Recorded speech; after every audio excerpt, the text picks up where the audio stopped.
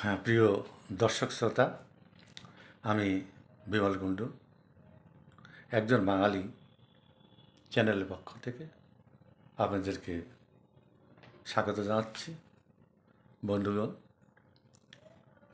আজকে আমার দেশ এবং আন্তর্জাতিক বিষয়াদি নিয়ে আপনাদের সামনে কিছু বলতে এসেছি। বন্ধুগণ, ইসরায়েল এবং ইরানের যুদ্ধের মধ্যে বর্তমানে আমাদের দেশে যে আইন শৃঙ্খলার অবনতি, বিচার ব্যবস্থা সম্পূর্ণভাবে ধ্বংস, বর্তমান অনৈতিক সরকার কর্তৃক বাংলাদেশে করিডোর সৃষ্টি করে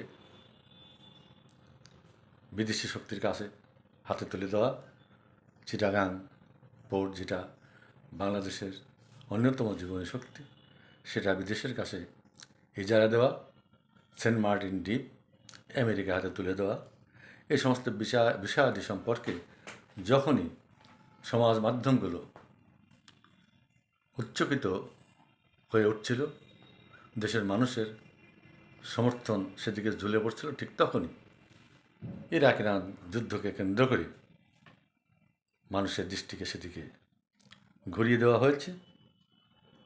আরেকটা আন্দোলন চলছিল পাকিস্তানের বেলুচিস্তান প্রদেশে। বেলুচিরা অত্যাচারে জর্জরিত হয়ে পাকিস্তানের বিরুদ্ধে আন্দোলন শুরু করেছিল সেই জাতির, বেলুচি জাতির মুক্তির জন্য, তাদের স্বাধীনতা লাভের জন্য। সেটাও আপাতত ডামাডোলে চাপা পড়েছে। আমাদের দেশের যে সমস্ত গুণীজন দেশের স্বার্থ, মানুষের অধিকার নিয়ে সমাজ মাধ্যমে কথা বলতেন, আজকে তাদের মুখ বন্ধ করে গণতান্ত্রিক অধিকার হরণ করা হচ্ছে এবং দেশে যে অবৈধ সরকার বসে আছেন তারা সেটা ভালোভাবেই করছেন। দেশের অত্যন্ত প্রথিত যশা বুদ্ধিজীবী ডক্টর কলিমুল্লাহ, তিনি সরকারের বিরুদ্ধে কথা বলার কারণে তার বিরুদ্ধে দুদকে মামলা করা হয়েছে। কালকে তিনি অত্যন্ত দুঃখ ভারাক্রান্ত এটায় সে কথা তুলে ধরেছেন সংবাদ মাধ্যমে। আরও কয়েকজন ইউটিউবারের মুখ বন্ধ করার জন্য বিভিন্ন রকমের মামলা মোকদ্দমা করা হচ্ছে।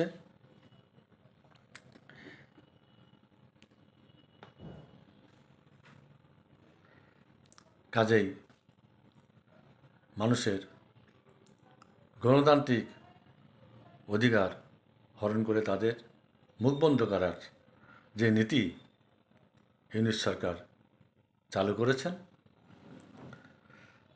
আমরা মনে করছি যে ইসরায়েল ইরান যুদ্ধে একটু স্থিমিত হলেই আবার বাঙালি তাদের অধিকার আদায়ে সচেতন হয়ে গর্জে উঠবেন। দ্বিতীয়ত, ইরান ইসরায়েল যুদ্ধে ইসরায়েল সহজে ইরানকে হারাতে পারবে বলে যেটা মনে করছিল, কিন্তু প্রায় 7 দিন যুদ্ধ চলার পরেও ইসরায়েলের সে স্বপ্ন ধূলিসাৎ হয়েছে। ইরানও সমান তালে ইসরায়েলের হামলার মুখে প্রতি আক্রমণ করছে এবং ইসরায়েলেরও ব্যাপক ক্ষয়ক্ষতি হচ্ছে। এমতাবস্থায় বাংলাদেশের জনগণের যুদ্ধকে কেন্দ্র করে তারা ইরানের পক্ষেই সমর্থন যোগাচ্ছিল, কিন্তু ইউনিস সরকার, যিনি আমেরিকার তল্পিবাহক, সেই আমেরিকার সপক্ষেই তারা অবস্থান নিয়েছে বলে মনে হয়। কাজে এখন পর্যন্ত তারা কোনো প্রতিবাদ এই যুদ্ধের বিরুদ্ধে বা ইসরায়েলের ভূমিকার বিরুদ্ধে কোনো প্রতিবাদ করেননি। এ ব্যাপারে আমরা অত্যন্ত দুঃখিত আমাদের সরকারের এই ভূমিকার কারণে।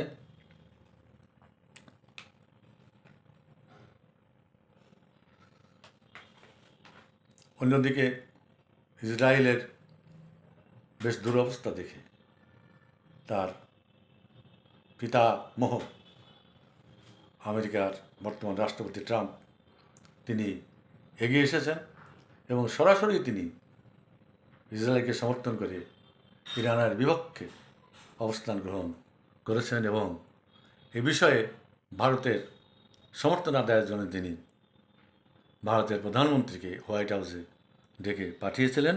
কিন্তু আমরা জানি ভারতের বিশাল ব্যবসায়িক স্বার্থ জড়িত রয়েছে ইরানের সঙ্গে এবং তাদের সবচেয়ে বড় স্বার্থ ইরানের সাপাহার বন্দর। এজন্য ভারত এই ইসরায়েল ইরানের যুদ্ধ সম্পর্কে এখন পর্যন্ত তাদের মুখ খোলেনি এবং তারা এটাই প্রকাশ করতে চাইছে যে এই যুদ্ধে তারা নিরপেক্ষ ভূমিকা গ্রহণ করেছে। তো ভারতের প্রধানমন্ত্রী যখন রাষ্ট্রপতি ডোনাল্ড ট্রাম্পের আমন্ত্রণে সাড়া দিলেন না এবং সরাসরি নাকচ করে দিলেন হোয়াইট হাউসে বসতে, তখন দ্বিতীয় পন্থা হিসাবে ট্রাম্প সাহেব দাওয়াত করলেন, হোয়াইট হাউসে দাওয়াত করলেন পাকিস্তানের প্রধান সেনাপতি জনাব আসিফ মনিনকে। এই দাওয়াত পেয়ে আসিফ মনিন তো আহ্লাদে গদগদ হয়ে হোয়াইট হাউসে ছুটে চললেন এবং সেখানে আমেরিকার রাষ্ট্রপতি ট্রাম্পের সঙ্গে বসে খাওয়া দাওয়া করলেন, ভুরিভোজ করলেন। তো ট্রাম্প তো তাকে খাইয়েছে, কিন্তু এই সঙ্গে আর কি খাইয়েছে সেটা এখনও প্রকাশ্যে আসেনি। তবে পাকিস্তান ইতিমধ্যে ইরানকে যে সমর্থন জুগিয়েছিল সেটা আপাতত ভাটা পড়েছে এবং মনে করা হচ্ছে পাকিস্তান এখন সম্পূর্ণরূপেই ইসরায়েলের পক্ষে এবং যুদ্ধ যদি করতে হয় আমেরিকাকে, তাহলে পাকিস্তানের বিমান ঘাঁটিগুলি আমেরিকা ব্যবহার করবে ইরানের বিরুদ্ধে। এই সমর্থনটা বোধ হয় আসিফ মনিরের কাছ থেকে ট্রাম্প সাহেব আদায় করে নিয়েছে। আমরা ভেবে অবাক হচ্ছি, স্তম্ভিত হচ্ছে এই জন্যে যা আজ পর্যন্ত পৃথিবীর ইতিহাসে লেখা নেয় যে কোনো দেশের, বিশেষ করে আমেরিকার মতো শক্তিশালী দেশের রাষ্ট্রপ্রধান কোনো দেশের রাষ্ট্রপ্রধান বা প্রধানমন্ত্রীর সঙ্গে মিটিং না করে, লাঞ্চ বা ডিনার গ্রহণ না করে পাকিস্তানের মতো একটা জঙ্গিবাদী দেশের সেনাপ্রধানের সঙ্গে বসে লাঞ্চ করবেন, তাকে দাওয়াত দিয়ে হোয়াইট হাউসে খাবেন। এটা খুবই দুঃখজনক এবং এক্ষেত্রে ট্রাম্পের ভূমিকাকে অত্যন্ত ন্যাক্কারজনক বলে আমার কাছে অন্ততপক্ষে মনে হয়েছে। তো যাই হোক, এখন দেখা যাক যে পাকিস্তান কি করে। ইতিমধ্যে জনাব ট্রাম্প 2 সপ্তাহের সময় নিয়েছে, ইউরোপীয় ইউনিয়নের দেশগুলি মিটিং করে তারা সেখানে ইরানকেও আমন্ত্রণ জানিয়েছিল, ইরানের সঙ্গেও তারা বসেছে এবং যুদ্ধটাকে কীভাবে দ্বিপাক্ষিক উপায়ে থামানো যায় সেই চেষ্টা করে যাচ্ছেন। বোধহয় এই সমস্ত কারণে ট্রাম্প সাহেব 2 সপ্তাহের জন্য সময় নিয়েছেন। তবে ইতিমধ্যে তিনি পাকিস্তানকে হাত করে নিয়েছেন। বিশ্বের ইতিহাসে আমরা আগে বলেছি ট্রাম্পের ভূমিকার কথা এবং পাকিস্তানের ভূমিকার কথা বলবো যে আসিফ মনির যদি ইসরায়েলের পক্ষে সমর্থন ব্যক্ত করে আমেরিকার সঙ্গে যুদ্ধে সহযোগিতা করে, তাহলে বিশ্বের ইতিহাসে স্বজাতির বিরুদ্ধে বিশ্বাসঘাতকতার এই ইতিহাস স্বর্ণাক্ষরে লেখা থাকবে। কাজে পাকিস্তান এবং আসিফ মনির এই ভূমিকার প্রতি আমরা তীব্র ধিক্কার জানাই।